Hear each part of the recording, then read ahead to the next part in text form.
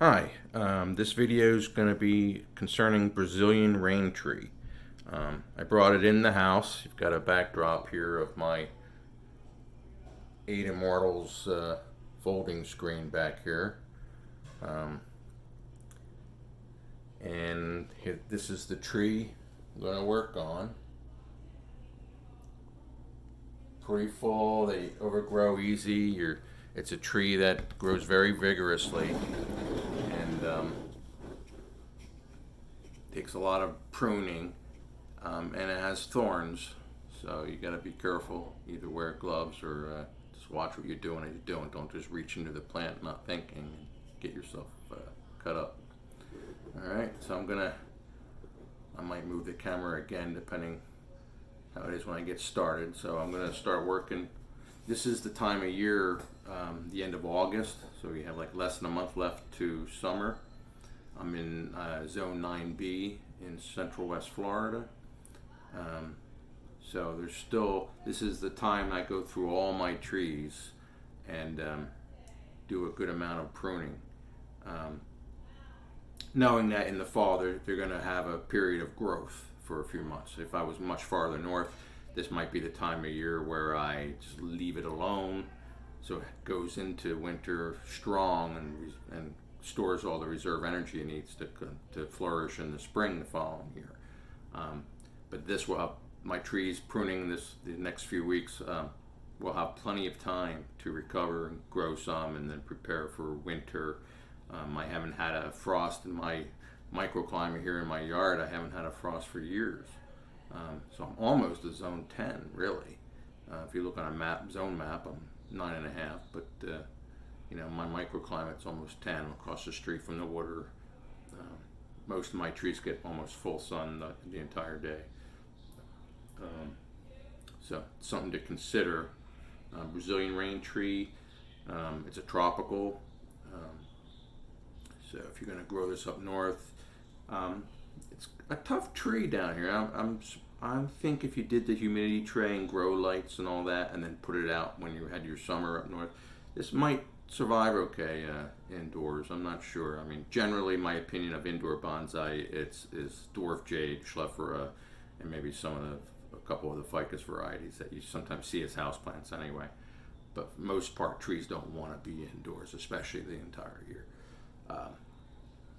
But it might be worth a try with this. I don't know. But luckily, where I live, I don't need to worry about that. If I hear it's going to possibly below 40 degrees at night, my true tropicals like the Brazilian rain tree and some of my other tropicals, I will stick in my greenhouse. But I usually do that when it could be below 40. But I only think about putting a portable heater in the greenhouse if I think it's going to be like 34 or colder, like if it's going to get anywhere near freezing, which this past year I didn't have to do.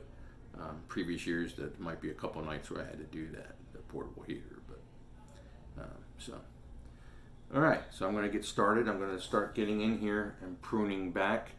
Like I said, it's a vigorous grower, so I don't need to be dainty and just trim the tips. I can cut back in.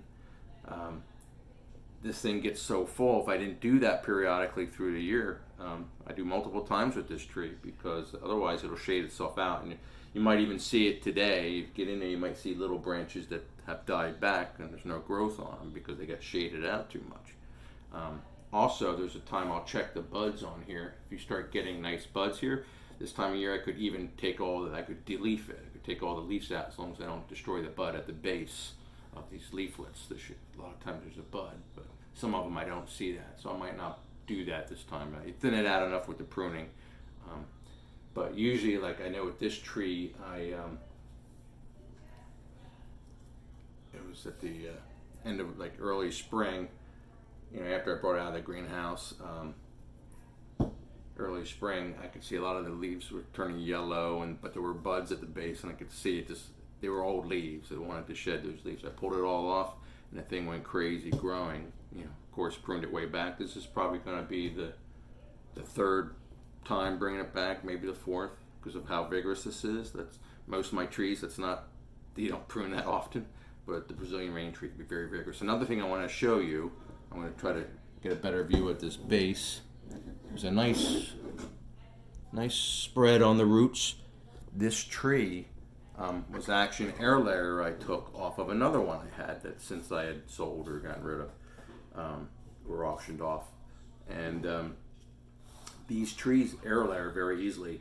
I know people that even in the fall they'll start an air layer, and as long as they protect it from the cold, like they end up getting within a couple months a very good set of roots on their air layer, which is good.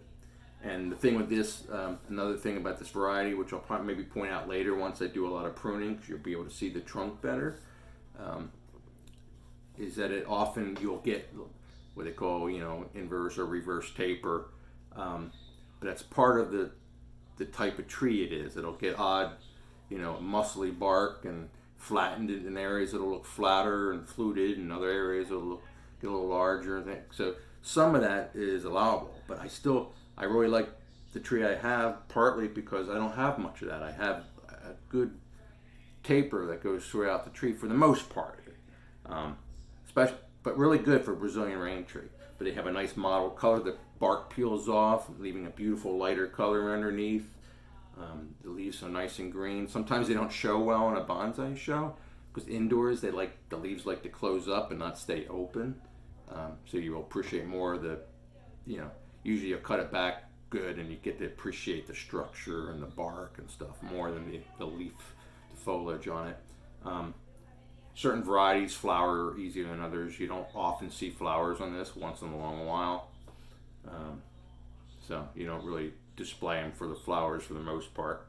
I'm sure there's varieties that grow different. Some don't do the fluting as much. Some have smaller leaflets. And there's varieties that do flower more easily. So you can look into that if that's what you're interested in. I like this variety. Easy to work with. I never have any kind of disease issues with it. I haven't had any kind of bug infestations, anything, with this variety of tree. So for a tropical, it's one of my favorite varieties, besides, like willow leaf ficuses. You can do so much to them, and they're pretty tough too. Alright, so I'm going to get some tools from my kit that's next to me and start pruning this back. We'll see. If I don't do a lot of talking, I might stop the video and then come back later after I prune. We'll see. If I feel inspired and I have things to say, I might just keep rolling. Alright, I don't want to bore you guys too much. Alright. One of these days I'll learn to do these things live and take input from the people watching, but I don't think I have enough subscribers at this point. I think right now I'm around 281 subscribers. So I still need to, once I get to like 1,000 subscribers or something, I might start doing things a little cleaner, more professional or something, and a little more bells and whistles maybe.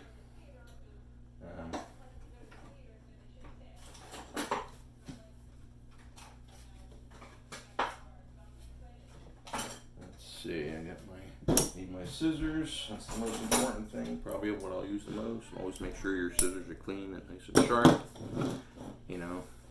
Disinfect them often, so if you do, not so much worried with this tree, but with other trees, you could spread, if one has a little bit of a problem, you can end up spreading it to your other trees.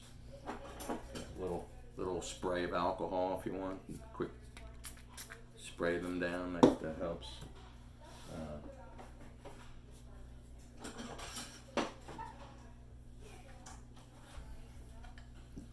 I want to thank my friend Rick Williams. He gave me these tools where he does the woodworking, gave these beautiful handles and tools, sherry knife and a root hook. Makes stands, beautiful stands. So thanks, Rick. Appreciate that. I don't need that, I don't think, for this tree. When I work on my junipers, I will. And when I do repotting, which I usually do most of my repotting, end of winter, beginning of spring. And in winter for more temperate stuff, more tropical stuff's usually like, spring, which for here is like, when I do my tropicals, I start that usually in April. But a lot of my junipers and pines and maples, they're like end of January, sometimes beginning of February, kind of for that stuff. Subtropicals, like usually it's like March, end of February, March, something like that. All right, so get where I can access my wire if I need it. So, oh yeah, before I get started, I want to just, I'm always told I don't market myself enough, but I have this bonsai guide that I have for sale on Amazon. You just search bonsai guide, my name Dave Collum. If you have little children and you want to just start giving them the idea about bonsai, and they're like 3 to 5 years old, 6 years old maybe, I wrote these children's books that are written and illustrated by me, that go in and bring up the topic of bonsai, rescuing a tree, and then, you know, putting it in your collection of trees. Like, that's part of the topic there. And then there's a follow-up on that. Katie's little tree goes to a show. They go to a bonsai show and learn things from that. I have another children's book though. Gigi and Nora go to the Audreyverse. That's not really bonsai related. So for this video, I just want to show, you know, these 2 children's books. You'll go on Amazon, look up Dave Collum, you'll see my books. But this bonsai guide is a great beginner's guide. Now, I had a lot of great reviews. I had one person complain that it wasn't enough to keep her tree alive. Yeah, there's no, even masters eventually have trees that die. I mean, you're not going to spend a couple bucks on a bonsai guide, beginner's bonsai guide, and be a master and never have a tree die. You know, and I've got I think I did a really good job. You can let me know if you buy it, leave a review on basics, things you need to know when you start out, and some considerations, and where you go for more information is in there. You know, if you have plant problems, this isn't going to have everything in it. It's not an encyclopedia. It's, what is it, 32 pages, if that, you know. So it's a good guide. I think that does a lot better job than the other inexpensive small bonsai guides. One of the reasons I made that book was because my first number of years getting into bonsai, I only learned from library books. Well, the library books I had weren't very good. When they talk about soil, they told about a third moss, a third clay, and a third bark, without explaining particle size or how hard the clay needed to be baked. And when they said clay, what kind of clay they really meant, what kind of moss they really meant. Yeah, you know, and moss, you know, it's like, yeah, I don't really put moss in my mix. I put it on top in pieces. Sometimes when you're, a little bit of cut up sphagnum moss can be helpful, because it almost acts like a rooting hormone. Sometimes it can help with certain trees that might need that, or don't, you know, the drainage doesn't have, you know, not like a pine where you have to be more careful with drainage, but certain other types, some of these tropicals, a little bit of cut up sphagnum moss or something can be good. But generally, the idea with soil is all similar particle size, usually from between 1/8 and 1/4, somewhere in between there, all very similar size, so you don't get different perched water tables. You know, if you have 2 different size particles throughout your mix, if you put like bigger particles at the bottom, like this used to be the thinking, and then you put middle-sized particles, what often happens is the big size has a level of water that after it drains still holds a certain amount of water, and then on the other level where you have a different size particle, that holds in a whole other layer of water. So you end up with little bits of areas that might get root rot. So really, the science is showing us, you know, you want the same particle size throughout. Like, and maybe you have a very little bit of a top dressing, especially if you're going to go to a show and place some moss around. You know, you get to learn your trees, and you'll know if that's fine, they tolerate it. You just have to be careful when you check if they need water, that you rub your finger past that surface soil and make sure it really needs to be watered, or if, you know, make sure you're not watering too much. And you want to water evenly. You know, water when it does need water, water thoroughly, so you know the whole root ball gets wet, and then wait till it needs to be watered. That the number one reason people have trouble keeping trees alive. You know, we were already talking about the lady complaint. It's watering.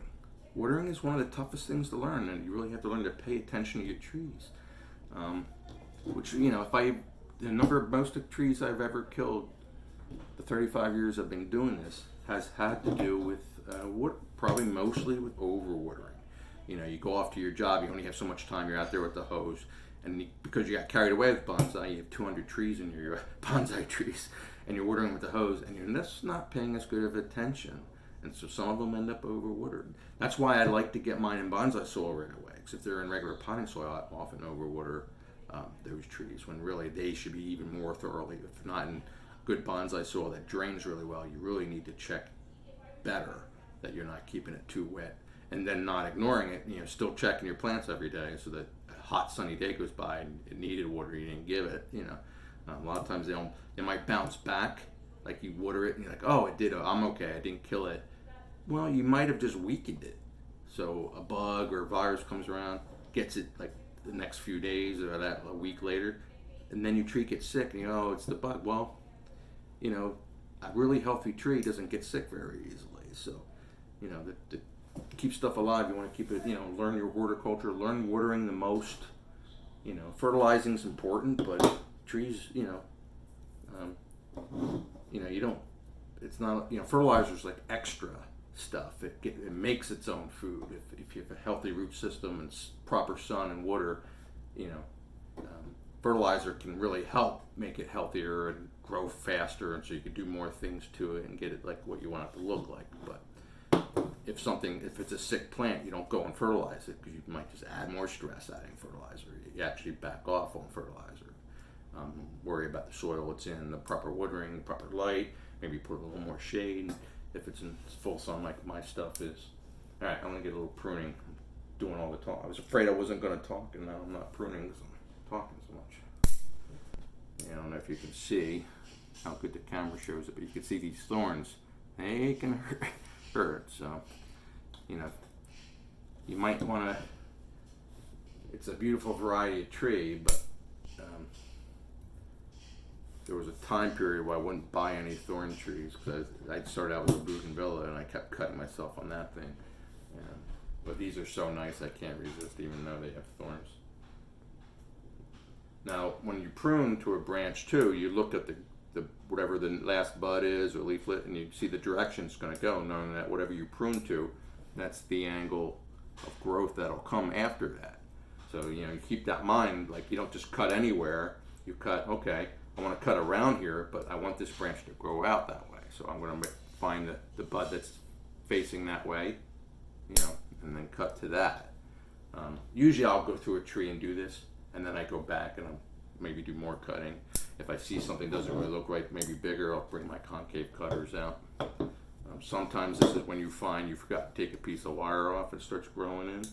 So I always have my wire cutter available too when I do this. And I'm going to go through all my yard and do this to all my trees. Cut everything back, some drastic, some not as drastic. We'll see. But these are all have time to continue growing. And another thing, when you prune on a Brazilian rain tree, if you don't prune right at the bud, don't prune right, you got to leave a little bit of a space because sometimes you'll get like a quarter of an inch or even a half inch of dieback where you cut.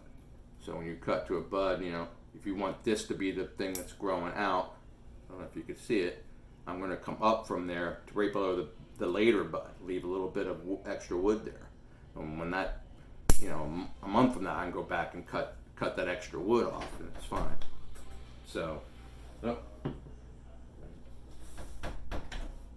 right. So I'm gonna keep pruning here. See if there's things I can bring up.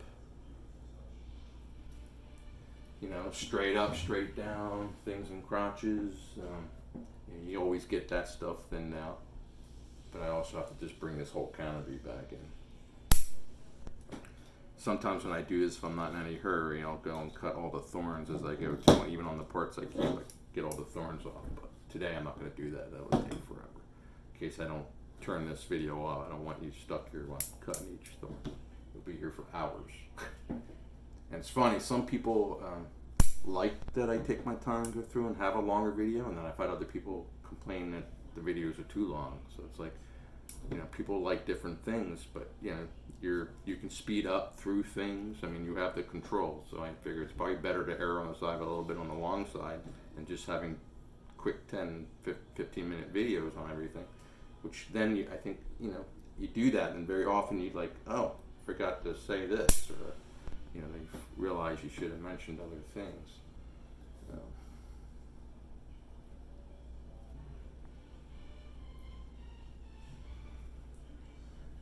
usually you start from the bottom and work up. This is so full, it's almost confusing. Like it can be overwhelming if you think about it. But you just pick an area and prune, and it'll work out. Don't overthink it. So I'm appreciating. I've been getting more people commenting. I mean, I get a lot of nice this, nice that, but and I get some critique, and I appreciate that. Either way, I'm excited. People are interested enough to make a comment at all.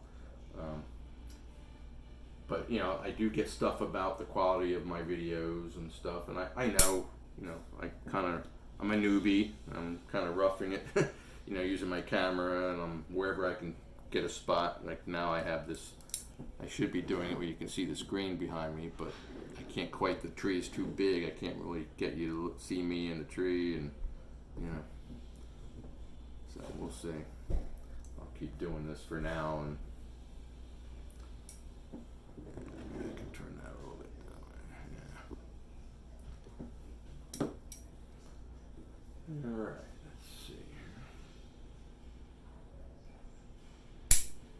So I'm leaving little stubs at the end of each branch I cut on the tree. I'm leaving like a piece like that, because that can die back a little bit. So I'm gonna kind of go through and cut what I know I can cut off, and then go back again and probably cut more. See what I structurally need to fix. There's probably branches growing up inside other branches. You know, like this grows maybe too far up. Might have to cut that all the way out, I don't know. But for now, I'm just gonna cut it here, and then I'll cut more later. Once you cut it, you can't put it back. So it will grow like crazy though. So even if I make a mistake and cut something too much, it's not really a problem. This thing will bud back like crazy and have a lot of growth. So it'll always, within a month or two, it's fixed. So in that sense, it's a good type of tree to work on also.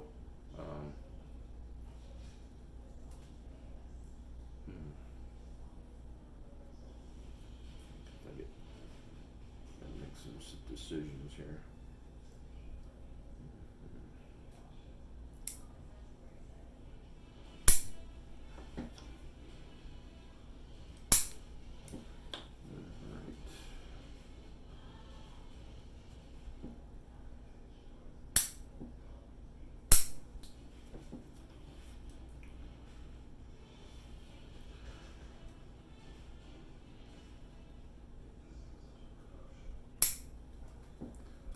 And when I get it a little bit more pruned, I'll like turn the tree around so you can see it.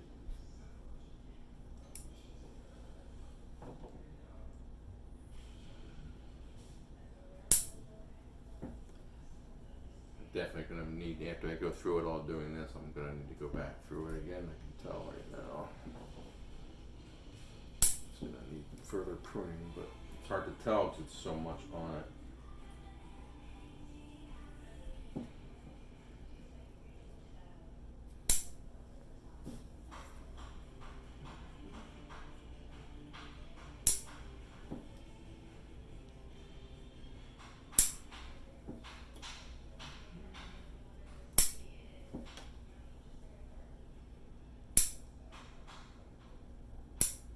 Previous stubs that I had already left from last time I pruned it, I'll cut them off as I get to them.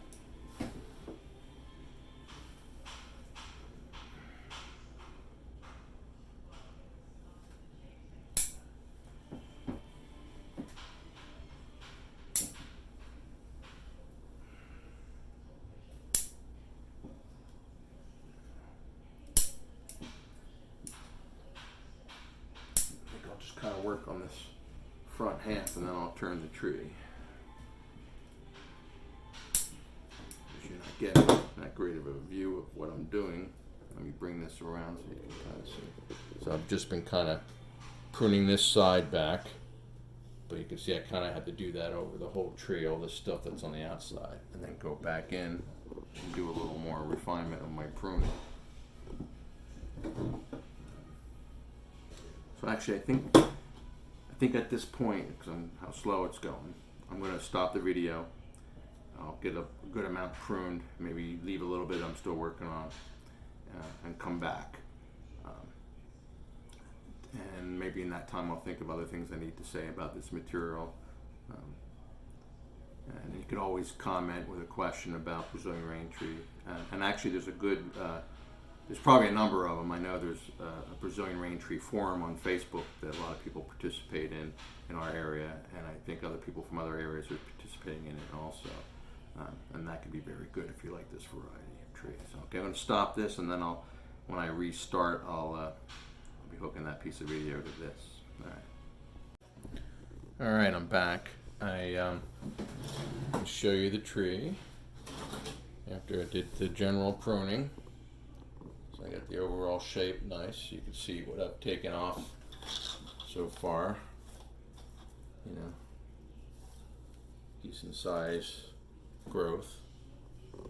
I want to show you, remember I talked about it shading out and stuff dying on the inside. I have some evidence of that. I'm going to see if I can get that clear on here. Let's see, you're going to be able to see it maybe more from the back of the tree.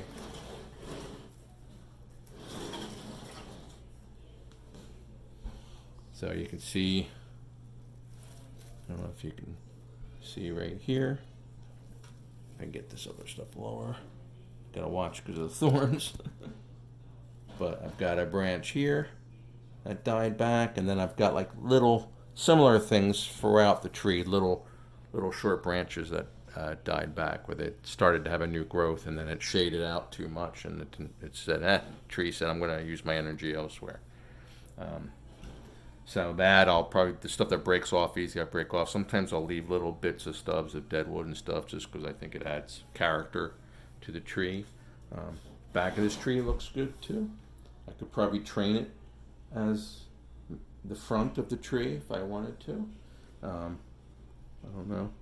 There's not really anything in the middle here. It would be nice if it had a root between the spread, but I think it's a beautiful tree. And I'm probably going to submit it to the Bonsai Societies of Florida for next year. Try to see if I can get it in. I'm trying to get the camera far enough away you can see the entire tree. Okay. During the video, I was trying to think if there's anything else I need to tell you about the variety. It's a tough tree. It takes, I know people that do cuttings. Some people say it's hard to get cuttings to root. Other people say no, it's not hard. I know air layers very easily. If you do an air layer, make sure you check the roots in a few weeks, because sometimes you'll get a lot of roots quick. And you can air layer even beyond the normal air layer season. Usually you air layer a tree late spring. You wait till the leaves from spring harden off. Or tropicals, if you're actually in a tropical area, then you can air layer a lot of things almost any time. But Brazilian rain tree can tolerate, even when I'm getting nights in the 40s or something like it, they won't hurt the air layer. It'll still air layer easily, put out roots. You look for the typical type of things that you consider in other bonsai. You try to have alternating branching. You look at it from the top to see what branch would get shaded out, and you consider that in your design. Try to think of, nature logic, in nature, the sun, the wind, where it's at, like the tree should fit the story, not have something that looks so contrived that you just couldn't, in nature, it wouldn't exist. Brazilian rain tree could be a little more forgiving, like I said, in terms of taper, a little bit of inverse taper here and there. Sometimes you'll even have an area that's a little bit almost like a bar branch, where you have a branch on each side of the trunk almost at the same level. But to some degree, you can get away with that more with Brazilian rain tree. It's just, some of those things don't matter as much when all the other things are considered. You still end up a very beautiful, impressive bonsai tree. And like I said, health-wise, I haven't had issues with mine. The only thing you hear now and then, people talking about their leaves turning yellow, and usually that's because they're old leaves, and it's time to take them off and let the new buds go. Sometimes, other than that, you can look at your charts for the type of yellowing and stuff, or it could be a nutrition deficiency of magnesium or iron or something. The type of yellow, if the yellow's at the base of the leaf, or is it like follow the veins of the leaf or not? There's charts online that give you a good clue as to the nutrient that it might need or be deficient in. if you have it in good bonsai soil, like particle size between an eighth and a quarter, and the whole things like that. Mine's usually mostly lava rock, some pumice, a little bit of bark. I used to put like a third of like bark, and you're talking about bark that's been sitting around a while and microbes have gotten into it and stuff, not fresh bark from a bag. Cause sometimes that can actually rob nitrogen from your soil. So you like the stuff that's been composting a little bit, but you still want to screen it for particle size. But you don't want to. It used to be a third was the thinking, but now a lot of people don't do that unless it's like an azalea or something that tends to want more organic material. Some people do entirely lava rock and pumice. You can do that. You can, some type of hard baked clay, something that doesn't break down easily. There's a lot of different, the recipes for bonsai soil. The main thing is that it drains well, doesn't break down fast, and that some of it can hold a little bit of moisture, it's a little bit of porous, hold a little bit of nutrients,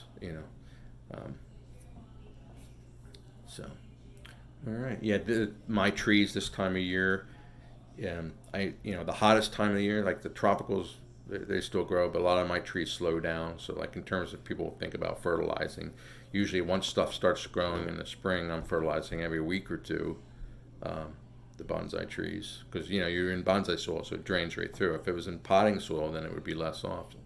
But every 1 to 2 weeks, 2 weeks is safe. If they're healthy. If they're not healthy, back off. Some people, and that's liquid fertilizer. If you're using organic fertilizer, pellets and stuff, then sometimes you put that down. That stuff can be good for months. Do be careful with that. Years ago, I lost many trees because I bought old or fertilizer pellets from a Kmart, and apparently the bag had gotten wet, dry, and it was sitting there. I got it for like a couple bucks. Oh, this is great, and I still kind of followed the rules, but the problem is because of what it went through, it broke down too fast. So it was just burned the heck out of a lot of my roots. So I lost a lot of trees that way. And once I discovered what happened, that it broke down that fast, I went crazy overwatering, trying to flush the stuff out of my soil. And that wasn't quick enough. So I lost a lot of trees. I mean, I saved a lot too, but that was back when I had more than a couple hundred trees. I've been downsizing. We had a recent auction. I got rid of a lot of my big trees because they're a lot more expensive to put into nice bonsai pots in the bonsai soil. So I'm trying to think, being practical, but I still have a lot of varieties. This is the size of tree I like. It's probably my favorite size, something that's like, around the 2-foot size, but I like everything from like 10 inches to like 3 feet. Bigger than 3 feet, it's starting to get too big. Little tiny mames and stuff. Getting the watering right and paying attention to that. I'm not isn't really my thing, but a lot of people do it very well. And actually, those very small trees, to make them be impressive trees, can actually be a lot harder than the larger trees. I find having a little bit of a larger size, I think it'd be more forgiving. All right, so I hope this was educational, or at least you enjoyed, watching some pruning and thoughts on Brazilian rain tree. If you don't have this variety, it's a variety to consider. It's a beautiful type of tree. Again, I'll show you the tree. Let me see if I can get up close. You can see kind of bark you get. You'll get peeling, and you'll get this lighter color. It gets very fine leaflets. Again, when you put them in a show, if anybody knows any tricks so that they stay open for a show, there probably is something like where you keep it in dark before the show, or something. If you know tricks so that when you have something in a show for 2-3 days, it shows well with the leaflets open. Otherwise, it's usually a matter of showing the structure, pruning it well and showing the structure in the bark, and still they do very well in shows despite them closing their leaves. But if anybody knows any tricks for that, I would love to know that. All right, you guys all take care. Thanks for watching. Bye.